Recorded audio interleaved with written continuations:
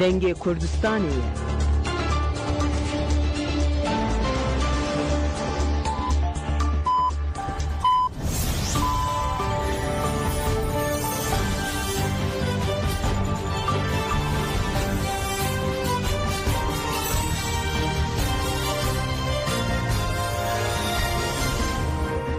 جنابند نوچهان رادیو دنگ گلدن باش گودرنجا ایرو 13 تباخ 2025 چهارشنبه لبروکسل ساعت 11 لهامده 12 اما نوچهان دناو روژه پیشکش بکن دمدما آزادی ریبرا پویه فرماندارن هپگ مراد کرایلان قلا اندام کمیته نوندی PKK و فرماندار اکادمیان آپولو کوچرو اورفا کرد. مراد کرایلان گفت فرماندار نمر کوچرو اورفا به هزاران گریلا پرورده کرد.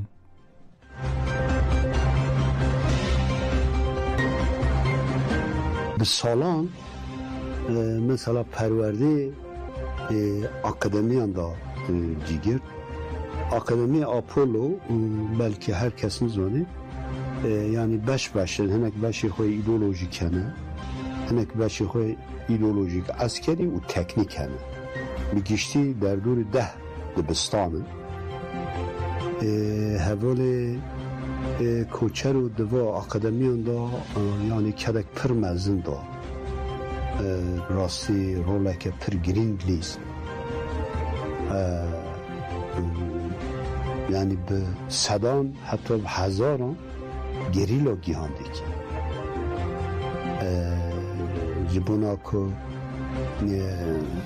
گریلا دا یعنی خطا ربرا پیش بکوه ایدئولوژی پیش بکوه خدان کده که مزن بود هم سکنوی و سا جدی و هم سا به پرنسیب جیان به پیوان جیان وسا اوه که خواه وسا براستی آسته که خواهی کانه به پیشنگتی بکه آوا کرد وسا مرود کانه بگه یعنی چونکه هم حالی ایدئولوژیک فلسفیک ریختستنی هم جه حالی خواهی عسکری جه هبون جبوناوه ده قنگرا پکه که یانزمین دا وکی اندام قومیت ها ناوندی ها پککی ها تبجارتن یعنی حوال اندام قومیت ها پارتی ها پککی بود و ساده ریزین پیشتا فرمی جیده گرد شخواه همان دمی وک فرماندار اکادمین آپولو گشتی بود پیشنگتی ها ویده کرد یعنی حوالی که می وسا بخواه به کدا خواه وسا خواهد آستی پیشنگتی کنه بکه گیهاندی که و یا تماما به کداوی وسا پیکار مثلا بخواه اندام قومیت و نووندی بود اما دقیق نزم بورگاه یعنی تدمید که باید که کد کاره که تنه بیشتر درس داده بیشتر به وسازیان رو موجود داره به حوال رو موجود داره یعنی حالا که با همان دمی روده بره یعنی او اکادمی همه پلانی وان و اوه وان مساگی روده بره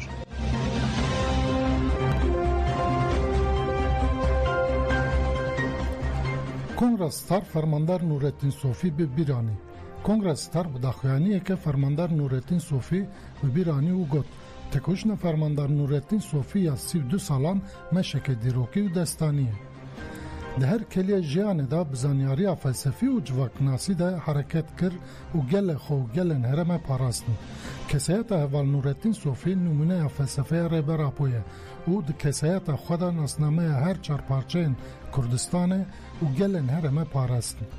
کنگرستار دست نشان کرد که فرماندار نورالدین صوفی پیشنگتی شورش جنان یا 19 ترمه جکر و گفت پرگال اشمندی جهادیست داعش بزانستی مدرنته دموکراتیک تک بر فرماندار نورالدین صوفی آزادی جنه بنگه آزادی جواک حسبان او تکوشن کرد ده انجام تکوشن وان لهنگان گوهرین جواک هات پیکانین و وک مدل که 3 ساله درکت پیش کنگرستار سرساغی جمالباتن نورالدین صوفی کوچر و اورفا بختیار گبار گل کرد و همو گلن را خواست و گفت ام لسر شوپا وان شهیدان شورش جبو اشتی و کنفدرالیزم دموکراتیک تکوش نخواه بدومینیم.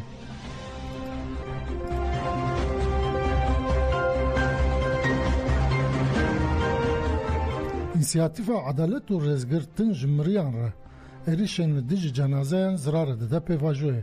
Gerleyê HPG Ferhat Tunç bi nasnav Xebatkoyî di 3 Hezîran 2017 de li herêma Herekolê di şerê li dijî hêzên dagirker de şehîd bû.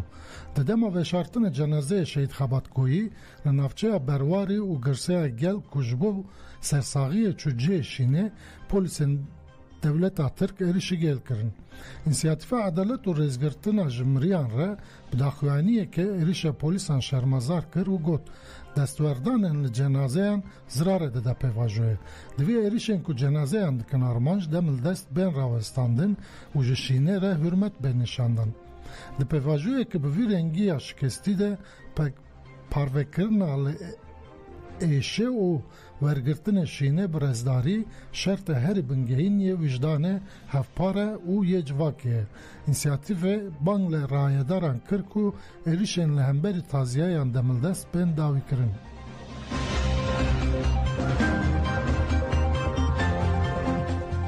Serokwekîla Koma Dem Partiya Gülistan Kılıçkoçyiğit li Meclisê Tekildar Geşedanên di Rojava de daxuyanî da.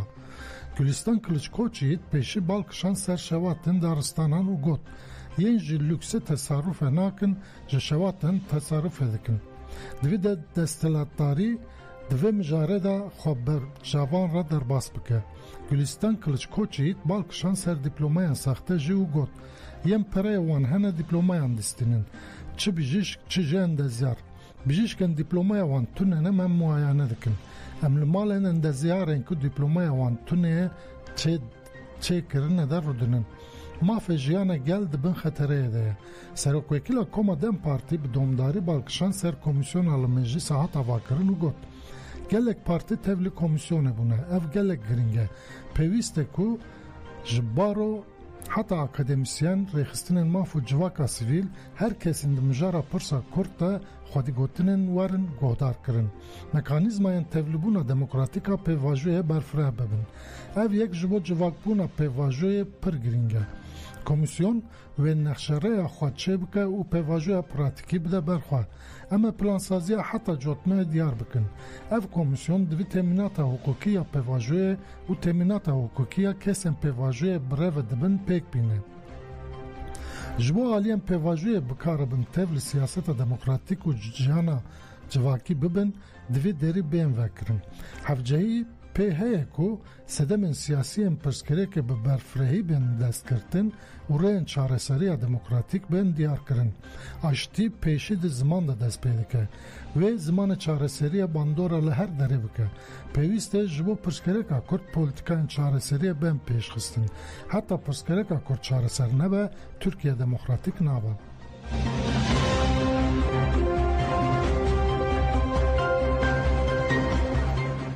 Cenazeyê 22 êzdiyên ku di fermana de şehîd bûbûn piştî testa DNA'yê li Şengalê hatin oxirkirin. Civakê êzdî di sisiyê tebaxa 2014 de bi êrişên hovaneyên Daişê re rûbirûman ku wan êrişan weke fermanê bi nav dike. Bi hezaran jin û zarok hatin revandin li mezatê derxistin ber firotinê. Tevî vêyekê bi avayekê komî şêniyên Şengalê hatin kuştin û bi vî avayî jî hatin defînkirin. Piştî rizgarkirina Şengalê ev gorên komî yek bi yek hatin tespîtkirin û vekirin. Bi vekirina gorên komî re hestiyên qurbaniyên fermanê ji bo tespîtkirina nasnameyan veguhestî bûn tipa adlî ya Baxdayê û Musulê. Nasnameya 22 ji wan cangoriyan bi testa DNA'yê hatin tespîtkirin. Piştre jî carekê din ev hestî ji Baxdayê veguhestin Şengalê. Ji bo van 22 kesan li gundê Solah ê Şengalê merasîm hat dildarxistin. Bi hezaran kesî cangoriyên xwe li vê dere pêşwazî kirin. Sizdê tebaxa wê li şehîdgeha gund merasimeke fermî were li darxistin. Piştî merasimê cenazeyên cangoriyan radestî malbatên wan bene kirin û li goristanên cuda bene veşartin.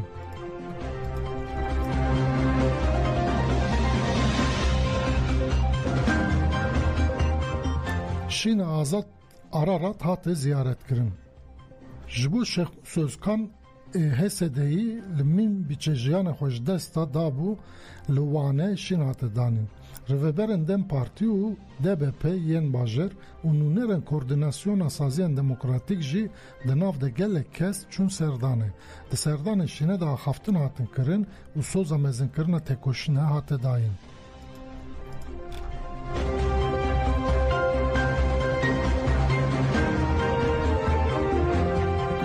Li İzmir û Aydinê şewat derketin.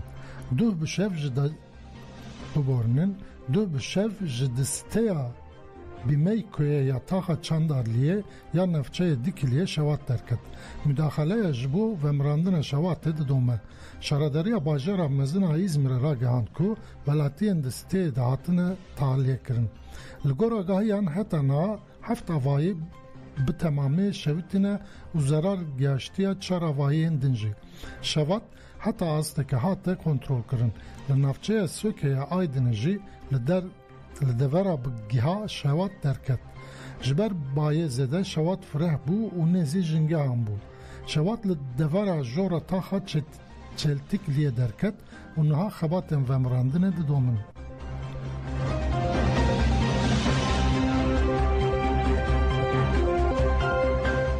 Çeteyekê Daişê li Germiyanê hate girtin.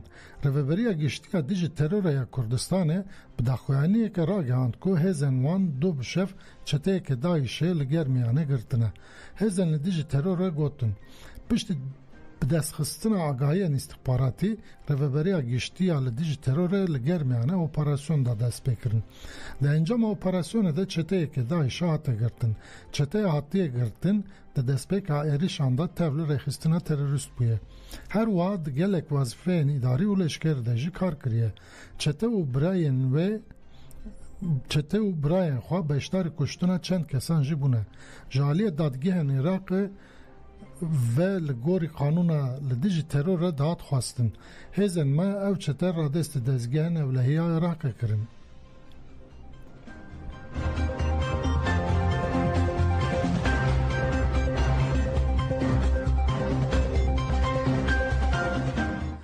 Menûçeya navê roje pêşkeş kirin Godar Nêja bimînin di nav xêr û xweşiyê de.